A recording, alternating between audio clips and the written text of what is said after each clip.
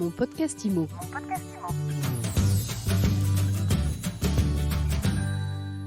Bonjour et bienvenue dans ce nouvel épisode de Mon podcast IMO. On fait un tour dans les Pyrénées-Orientales aujourd'hui et on va retrouver Frédéric Malquier. Bonjour. Bonjour Ariane, bonjour à tous. Vous êtes président de la FNAIM Pyrénées-Orientales. C'est de l'autre côté du Pays Basque ? Alors exactement, il y a le Pays Basque et là où il fait tout un soleil, à l'opposé du Pays Basque, c'est le pays des Pyrénées-Orientales, le pays catalan, avec une particularité dans ce magnifique département dont j'ai la chance d'avoir la présidence de la FNAIM, c'est plaine, montagne et côte. Donc on a vraiment de quoi satisfaire l'intégralité d'une clientèle à la recherche de soleil l'été, l'hiver à la montagne pour skier et vivre dans une des villes les plus agréables qui soient du pourtour méditerranéen. Pour fixer les esprits, on va commencer par la Plaine.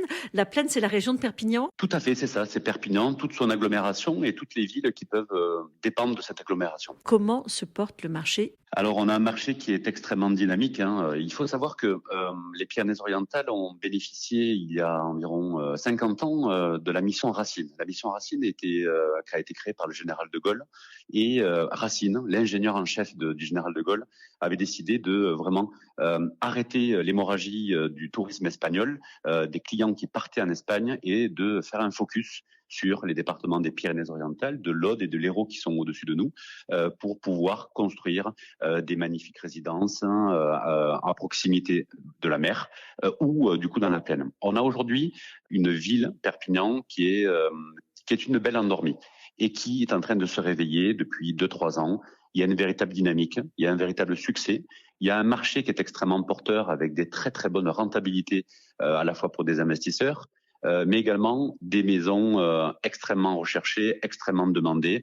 On a cette attractivité, le soleil, l'héliotropisme et cette belle qualité de vie qui fait qu'on est depuis 2 ans environ sur une dynamique à plus 7, plus 10% en termes de volumétrie.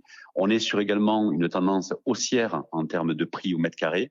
Perpignan partait, comme je disais, assez bas, la belle endormie, et aujourd'hui est en train de remonter aux alentours de 1500, 1700 euros le mètre carré. Il y avait un recul, il y avait un petit déficit, et là aujourd'hui, tout est en train de repartir. Donc 1500, 1700 euros le mètre carré dans l'ancien à Perpignan. Dans l'ancien à Perpignan, tout à fait. Alors, à côté de Perpignan, il y a des stations balnéaires comme Collioure. Tout à fait. Collioure qui est notre cité des peintres, mondialement connue, et qui là, par contre, c'est un micro-marché. On fait un petit focus sur Collioure.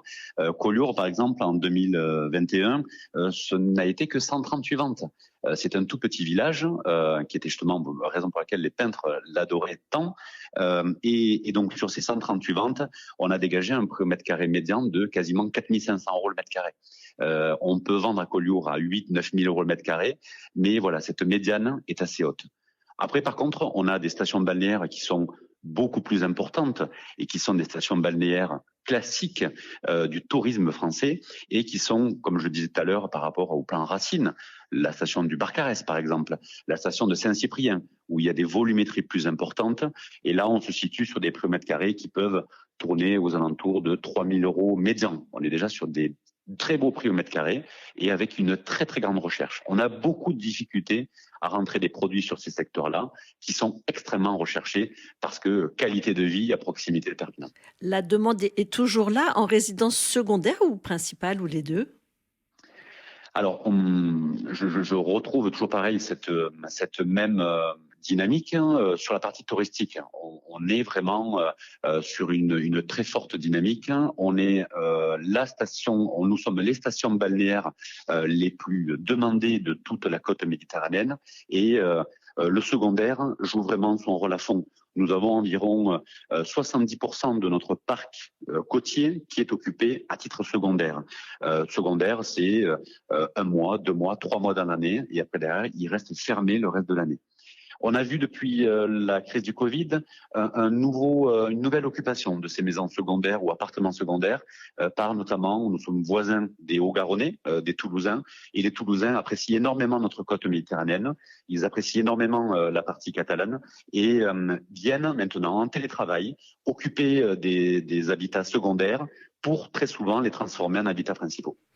Donc, il faut compter quelle fourchette de prix pour un appartement sur la côte méditerranéenne? Alors sur les secteurs que nous avons en portefeuille entre Barcarès et justement Collioure, nous avons voilà des prix médians qui se situent aux alentours de 3 000 euros. Donc quand vous avez des prix au mètre carré qui sur le Pays Basque ou sur la Provence, la Côte d'Azur, peuvent grimper beaucoup plus haut que ça, nous restons sur des prix qui sont accessibles et qui permettent à tout type de clientèle et surtout à tout type de CSP de pouvoir s'installer. Des biens d'exception à 5-6 000 euros le mètre carré, des biens de milieu de gamme à 3 000, 3 500 euros le mètre carré et des biens beaucoup plus accessibles, comme on l'a vu notamment à Perpignan, à 1 500, 1 700, voire 1 900 euros le mètre carré. Alors, chez vous, il y a aussi la montagne. Tout à fait. Je le disais à titre liminaire et introductif, on a cet avantage d'avoir une région tripartite, entre guillemets. La plaine, la côte et également la montagne. Le soleil joue à fond. Fort-Romeu, d'ailleurs, qui est la station de ski la plus ensoleillée de France, et la ville la plus ensoleillée de France, dans laquelle a été installé un four solaire à Fort-Romeu-Odeillo. On a après derrière une station magnifique des Angles qui a les prix au mètre carré parmi les plus élevés de toute la chaîne des Pyrénées. Et on a vraiment une culture là-dessus, du ski, des sports de haute montagne, avec des randonnées, le ski alpin, le ski de randonnée, le biathlon, avec un champion olympique qui s'appelle Martin Fourcade. Et donc, on a vraiment cet attrait. Et là, vraiment, les Hauts-Garonnais sont vraiment notre clientèle. Et on a également une clientèle très forte venant de l'Espagne. Les Catalans espagnols adorent venir dans les stations de nos Pyrénées françaises, que sont voilà Fort-Romeu, les Angles, Formiguères, Eynes, Saint-Pierre-del-Forcat, etc., etc. La Cerdane et le Cap-Cyr sont très très bien représentés et participent à cette offre globale que nous sommes quasiment les seuls en France à pouvoir offrir. Combien il faut compter pour un appartement à la montagne alors? Alors, fourchette de prix, on va se situer sur des villes comme Font-Romeu, par exemple.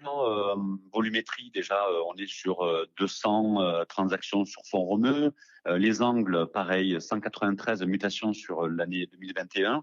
Et nous sommes sur des prix au mètre carré qui se sont aux alentours de 2700, voire 3000 euros le mètre carré. On a eu une tendance haussière ces derniers temps puisque la montagne a été vraiment le refuge, la tranquillité, profiter de cet air frais et très agréable. Et on a été excessivement sollicité et demandé. On n'a pas beaucoup aujourd'hui d'offres à proposer à la clientèle, malheureusement. Donc, ce sont des produits qui deviennent de plus en plus rares, très demandés. Comment vous sentez le marché globalement là depuis le début de l'année? Alors, des chiffres qu'on peut avoir de notre label, le label économique de la FNAIM, après derrière dans le département des Pyrénées-Orientales, et après je suis également chef d'entreprise de par mon réseau d'agences, je peux constater que on a une demande qui est toujours très soutenue, on a des taux d'intérêt qui restent quand même assez stabilisés, hein. Il y a eu une petite hausse sur l'année 2021, début 2022, mais les conditions d'octroi sont quand même assez relativement facilitées. On a eu le Haut Comité de la sécurité financière qui a pu élargir les conditions d'octroi au prêt, facilitant justement cette accession-là. Le prêt à taux zéro a été également renforcé et facilité sur l'année 2021. Donc, on a toujours la valeur refuge, la valeur pierre qui fonctionne à plein. On le voit, les bourses ont eu tendance à dévisser pendant le Covid, elles redévissent suite à la crise ukrainienne. Donc, on est vraiment sur la valeur placement, que ce soit pour du secondaire, que ce soit pour du principal, ou que ce soit in fine pour de l'investisseur. Donc, on a toujours cette demande-là. Par contre, le petit point de surveillance va être, comme je l'ai dit, c'est cette question d'offre. Quels produits nous allons avoir à proposer à la clientèle? Les mandats sont de plus en plus rares à obtenir. Les Français sont dans une position un petit peu d'attentisme et ils veulent voir qu'est-ce que va être fait demain. Il y a cet aléa financier, de pouvoir d'achat, social, les retraites, etc. Et donc, il y a ce petit aléa qui fait que ça bloque un petit peu la décision des Français qui se disent un tien vaut mieux que deux tu auras. Donc, ils préfèrent conserver leur patrimoine, le rénover. On l'a vu, hein, les enseignes de rénovation, je ne vais pas citer de marque, mais ont très très bien fonctionné sur l'année 2021. Les Français rénovent leur habitat et ça bloque un petit peu justement les mises sur le marché.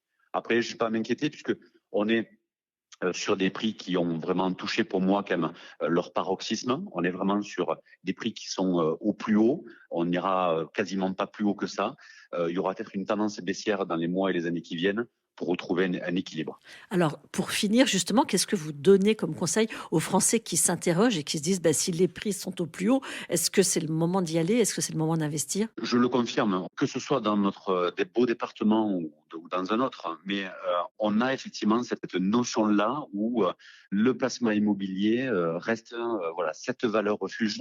Il reste ce placement idéal préféré des Français.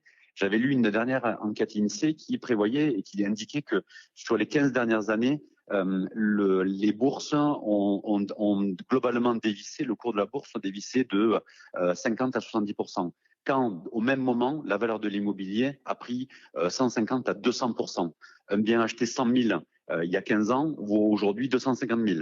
Donc, cette valeur-là, elle reste la valeur préférée des Français. On reste également sur le produit de consommation numéro 1 des Français. C'est le premier poste de dépense des Français, que ce soit pour le locataire par le biais des loyers, que ce soit par les propriétaires par le biais de l'emprunt, et source de très hauts revenus pour ceux qui font des placements locatifs, que ce soit dans le neuf ou que ce soit dans l'ancien, par des systèmes de déficit foncier notamment.